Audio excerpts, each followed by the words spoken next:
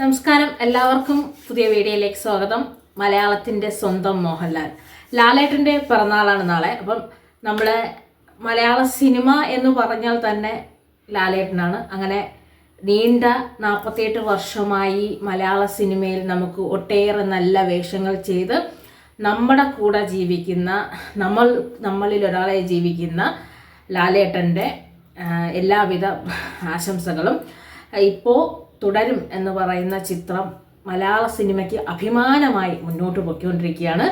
ലാലേട്ടൻ്റെ മികച്ച അഭിനയത്തിൻ്റെ ഫലമായി ആ സിനിമ അതിൻ്റെ സംവിധായകൻ തരുൺമൂർത്തി പറഞ്ഞതുപോലെ സ്ലീപ്പർ സെൽസിനെയൊക്കെ ഉണർത്തി അങ്ങനെ തിയേറ്ററിൽ ഇങ്ങനെ ജനപ്രവാഹമായി പൊയ്ക്കൊണ്ടിരിക്കുകയാണ്.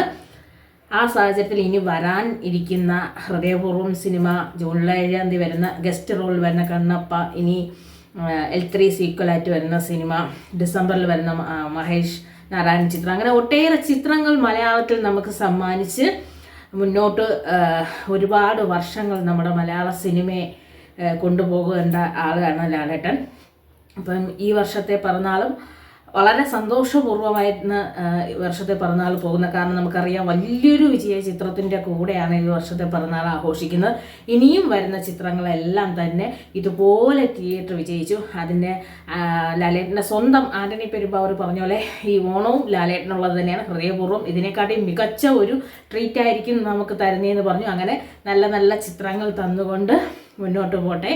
അപ്പോൾ ലാലേട്ടന് ഹൃദയം നിറഞ്ഞ പിറന്നാൾ ആശംസകൾ അഡ്വാൻസായിട്ട് പറഞ്ഞിരിക്കുകയാണ്.